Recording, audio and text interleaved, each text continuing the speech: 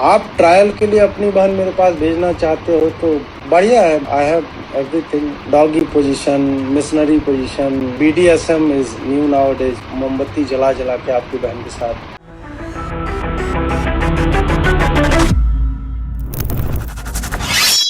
वड़कम, अपनी बहन मुझे भेजना, मैं उसके साथ BDSM करूंगा। ஒரு அசிங்கமான அல்பமான ஒரு செக்ஷுவல் வார்த்தை இந்த நாட்டு பெண்ணை பார்த்து, ஒரு தாயை பார்த்து, ஒரு தங்கையை பார்த்து இந்த கேவலமான நபர் பேசியிருக்கிறார். இந்த நபருடைய முகத்தை அடையாளம் கண்டு கொள்ளுங்கள். இவனுடைய பெயர் அஜித் பாரதி, பிஜேபியின் ஆதரவாளர், ஒரு யூடியூபர், தன்னை ஜேர்னலிஸ்டாக அடையாளம் எடுத்து காட்டக்கூடிய இந்த மிருகம் கூட இந்த நபரை என்னால் அழைக்க முடியவில்லை. எவ்வளவோ மேலானது மிருகங்கள். மனித பிறவியே இல்லாத ஒரு நபர். இவன் என்ன பேசினான் என்று ஒரு சிறிய தொகுப்பை தான் நீங்க தொடக்கத்தில் பார்த்திருப்பீர்கள். மறுபடியும் அவன் பேசினதை நீங்க கேளுங்கள். அப்படியே ரத்தம் கொதித்து விடும். கேளுங்கள். आप ट्रायल के लिए अपनी बहन मेरे पास भेजना चाहते हो तो बढ़िया है। I have everything, doggy position, missionary position, BDSM is new nowadays. मोमबत्ती जला जला के आपकी बहन के साथ बढ़िया से उनको बोलिए, भेजिए कभी आप, तो हो जाए ना। इससे मैं स्टडी करूँगा ऑब्वियसली फॉर एजुकेशनल पर्पसेस। ये मैं करना चाह रहा हूँ। आप करवाओ, अपनी बहन को भेजिए। माता जी भी चलेंगी मुझे एजुकेशन के लिए। जस्ट मैं रिएक्शंस देखूंगा कि BDSM में उनकी कितनी रुचि है। அதாவது உன்னுடைய தங்கையை அனுப்பிவிடு, உன்னுடைய அம்மாவை அனுப்பிவிடு, அவர்களுடன் நான் எப்படியெல்லாம் அந்த பலான விஷயத்தை செய்வேன் என்கிற அந்த முறைகளை பற்றி பேசியிருக்கிறான் இந்த மிருகம். இவன் மேல ஒரு FIR-ம் பதிவிடப்பட்டது. அடுத்த நாளே ஆன்டிசிப்டி பெயிலுக்கு போய் அப்ளை பண்ணிட்டான்.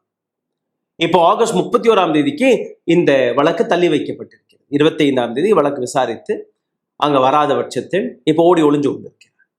இவனுடைய அந்த மனநிலையை கொஞ்சம் நீங்க பார்க்க வேண்டும். யாரை பற்றி பேசினான், எந்த தாயை பற்றி பேசினான், எந்த தங்கை பற்றி பேசினான்?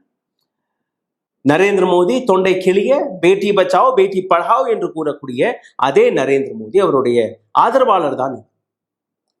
ஒட்டுமொத்த பிஜேபிக்காக முட்டு கொடுக்கக்கூடிய இந்த நபர் இப்போ ஜந்தர் மந்தரில் ஒரு போராட்டத்தை தொடங்கி இருக்கிறார்கள். இந்த அப்பர் காஸ்ட் சோ கால்ட் ஸ்வர்ண ஜாதியை சார்ந்தவர்கள். ஆரக்ஷன் இருக்கவே கூடாது, ரிசர்வேஷன் இருக்கவே கூடாது, நீக்கி விடுங்கள், தொண்டைகளிய கத்தி கொண்டிருக்கிறார்கள். சரி, நீங்க ரிசர்வேஷனை நீக்க சொல்லுகிறீர்கள், எல்லாருமே சமம் என்று எடுத்துக்காட்ட சொல்லுகிறீர்கள். அப்போ ஆண்டாண்டு காலமாக அடக்குமுறையை வைத்தது யாரு? தண்ணி குடிக்கக்கூடாது என்று கூறிய நபர்கள் யாரு?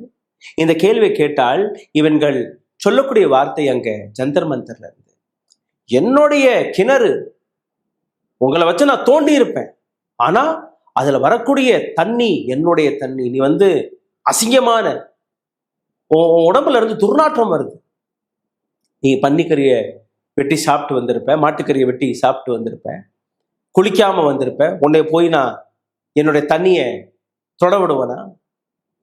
நான் யாரு, நீ யாரு? அப்போ இந்த ரிசர்வேஷனை முறியடிக்க சொல்லக்கூடிய இந்த நபர்கள், அவர்களுடைய மனநிலை இன்னைக்கும் அதே 200 ஆண்டு 400 ஆண்டு 500 ஆண்டுக்கு முன்னாடி எப்படி இருந்ததோ அப்படியே தான் இருக்கிறது. நாங்க சுவர்ண ஜாதியை சார்ந்த நபர்கள், இவரும் அதே தான். இந்த வீடியோவில் உங்களை இன்னும் ஆழமாக கூட்டிச் செல்லப்படும் சிறிய கோரிக்கை, இந்த வீடியோவை நீங்க எங்கிருந்து பார்க்கிறீர்களோ அந்த ஸ்டேட், கிராமம், டிஸ்ட்ரிக்ட் அல்ல நாட்டு, அந்த இடத்துடைய பெயரை எழுதிவிடுங்கள். எங்களுக்கும் தெரியட்டும், எங்கெல்லாம் எங்களோட வீடியோ போய் சேர்கிறது என்று எங்களுக்கும் மகிழ்ச்சியாக இருக்கும். இதை தாண்டி பொருளாதார ரீதியாக எங்களை தொடர்ந்து முடக்கக்கூடிய வேலையை பார்த்து வருகிறார்கள். இந்த சேனலை இண்டிபெண்டான முறையில் நடத்த நாங்கள் விரும்புகிறோம். அதனால் எங்களுக்கு அரசு சப்போர்ட் தேவையில்லை, அரசியல் கட்சி சப்போர்ட் தேவையில்லை, எந்த கார்பரேட்டோடைய சப்போர்ட்டும் தேவையில்லை என்கிற விஷயத்தை வைத்துதான் நாங்கள் நேரடியாக யூடியூப்ல இருந்து வரக்கூடிய வருமானம் பிளஸ் இந்த மாதிரி டொனேஷன்ல இருந்து வரக்கூடிய வருமானத்தை வைத்துதான் இந்த சேனலை நடத்தி வருகிறோம். இதிலிருந்து மீட்டெடுப்பதற்காக உங்களோட உதவி அருகில் இருக்கக்கூடிய QR கோடை பயன்படுத்தி நீங்க தெரிவிக்கலாம். ஓ, அப்ப அந்த மிஸ்டர் அண்ட் மிஸ்ஸஸ் பர்ஃபெக்ட் உண்மையிலேயே வர்த்து. நரம்பு தளர்ச்சியிலிருந்து விடுபட்டு உடம்பு ஒரு புது வீரியம் பெற மா நேச்சுரல்ஸோட மிஸ்டர் பர்ஃபெக்ட யூஸ் பண்ணுங்க. அப்போ இந்த ஜந்தர் மந்திரில் நடக்கக்கூடிய ரிசர்வேஷன் போராட்டம் அது ஒரே நாள்ல லட்டி அடிச்சு விரட்டி விட்டுட்டாங்க. Because even BJP is not able to justify what they're saying or what they want. அமித்ஷாவுடைய போலீஸ் இவர்களை தடியடி போட்டு அங்கிருந்தே நொறுக்கி விரட்டி அடிச்சிருக்கு. ஒரு கனவுல போயிருக்கிறார்கள் இவர்கள். ஜந்தர் மந்திருக்கு போனோம்னா அதே மாதிரி சிஜேபி எப்படி ஒரு போராட்டத்தை நடத்தி இதனால எஜுகேஷன் மினிஸ்டருடைய ரெசிக்னேஷனை வாங்கினார்களோ அதே மாதிரி நாங்க இந்த ரிசர்வேஷனை நாங்க முறிய வைத்து விடுவோம், ரிசர்வேஷன் வேண்டாம். ஓகே, அங்கிருந்து விரட்டி அடிக்க உடனே ஒரே நாள் 24 மணி நேரம் என்ன 12 மணி நேரத்திலேயே அங்கிருந்து ஓடி ஒளிஞ்சு வந்துட்டாங்க. ஜந்தர் மந்தர்ல இருக்கக்கூடிய மாணவர்கள் அவர்கள் அடி வாங்கும் போது இதே உயர் ஜாதியை சார்ந்த நபர்கள் பிஜேபியின் குண்டர்கள் டெல்லி போலீஸ் தும் லட் பஜாவோ ஹம் தும்ஹாரே சாத், டெல்லி போலீஸ் நீ தடியடி நடத்து நாங்க உன்னோட பின்னாடி நிக்கிறோம் என்று கூறிய இதே நபர்கள் மீது அதே தடியடி நடந்த போது அங்கிருந்து துண்டக்கானு துணியக்கானு என்று ஓடி ஒளிஞ்சு இந்த மாதிரி வீடியோக்களை போடக்கூடிய வேலையை பார்க்கிறார்.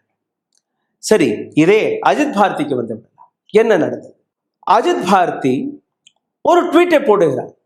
அவன் மீது இந்த SC/ST இது மாதிரி ஒரு வழக்கு பாய்ந்தது. ரெண்டாவது இந்த ரிசர்வேஷனை பற்றி பேசும்போது கீழே ஒரு நபர் ஒரு ட்வீட்டை போடுகிறார். அந்த அவன் போட்ட ட்வீட்டுக்கு ஒரு பதில்.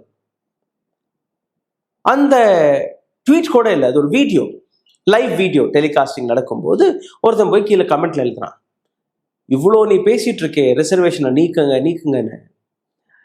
அப்போ உன்னுடைய தங்கையையோ இல்லை அக்காவையோ சந்திரசேகர் ஆசாத் அவருடைய தலைமையில் தான் இந்த தலித் ஒரு போராட்டம் அங்கே நடக்கிறது.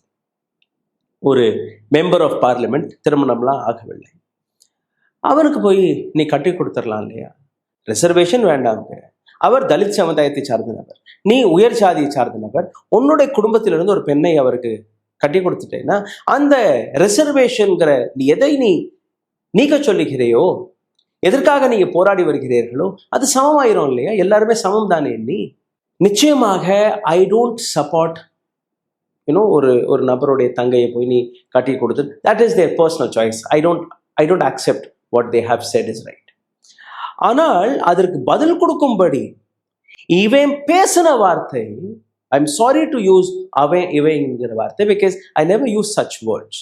பட் இவன் பேசின அந்த வார்த்தை கேட்டதுக்கு அப்புறம் I seriously don't want to address him in any respectful manner.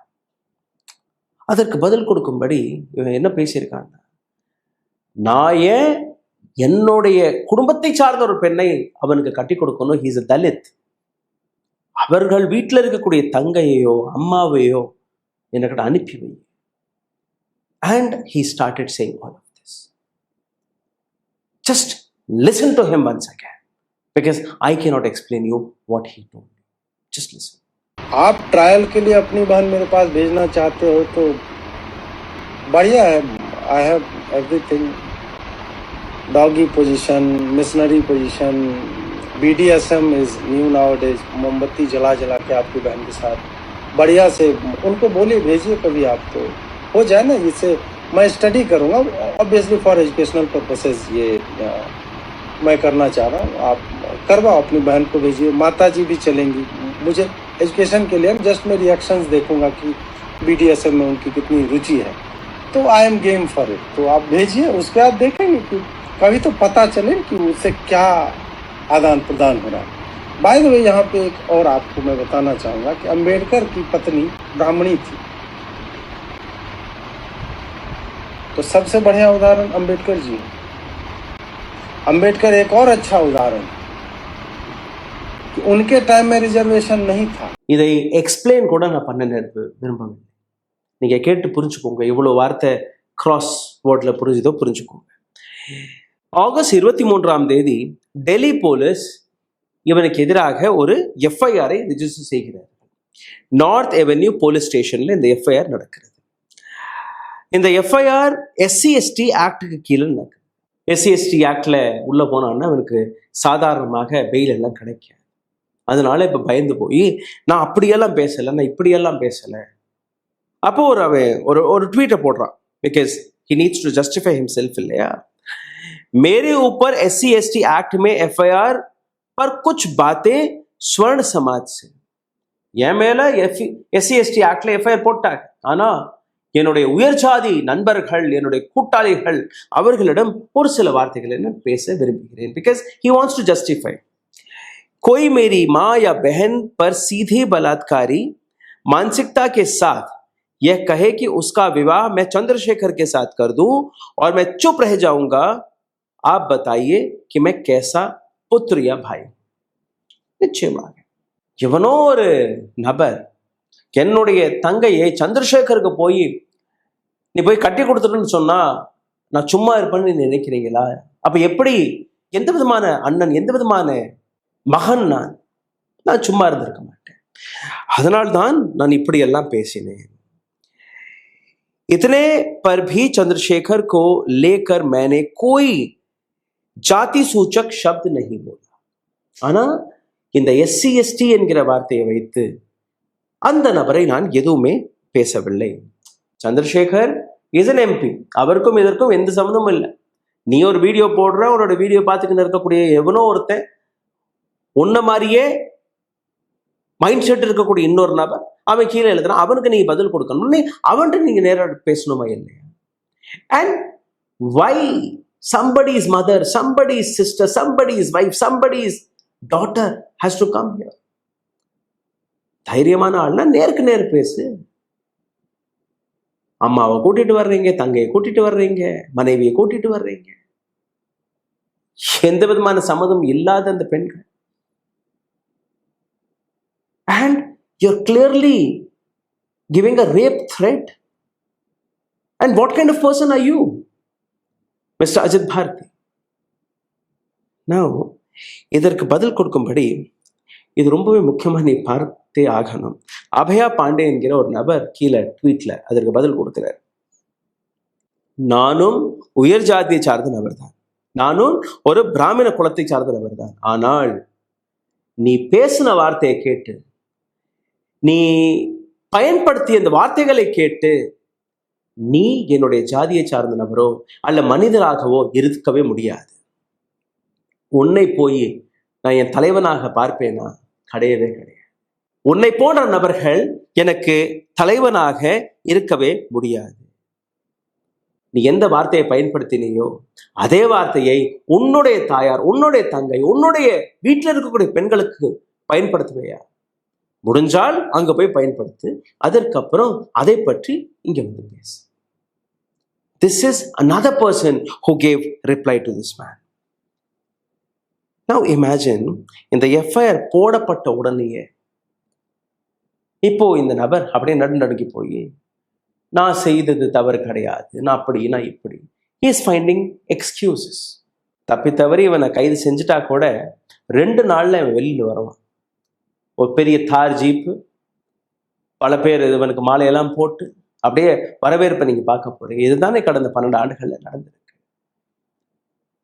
சிந்தித்து பாருங்க.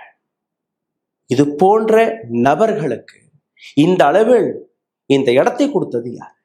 உங்களுக்கு அதற்கான விடயம் கிடைத்தால் கீழே கமெண்டில் உங்களுடைய கருத்துக்களை, கேள்விகளை எழுதுங்கள். இந்த வீடியோவை பகிருங்கள். உங்களுடைய ஆதரவு எங்களுக்கு தேவைப்படுகிறது மிகப்பெரிய அளவில்.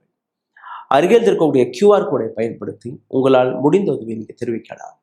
நன்றி, வணக்கம். ஓ, அப்ப அந்த மிஸ்டர் அண்ட் மிஸ்ஸஸ் பெர்ஃபெக்ட் உண்மையிலேயே வர்த். நரம்பு தளர்ச்சியிலிருந்து விடுபட்டு உடம்பு ஒரு புது வீரியம் பெற மா நேச்சுரல்ஸோட மிஸ்டர் பர்ஃபெக்ட்டை யூஸ் பண்ணுங்க. ஊடகம் கார்ப்பரேட் அரசியல்வாதிகளின் கைப்பாவையாக அடிமைகளாக இருந்தது போதும். இனி சாட்டை எடுத்து சுழற்றும் நேரம் வந்துவிட்டது. ஊடகம் பொதுமக்களாகிய உங்களுக்காக, உங்களாலேயே இயக்கப்பட வேண்டும். ஊடக சுதந்திரத்திற்காக உங்களின் பங்களிப்பை இன்றே அளித்திடுங்கள்.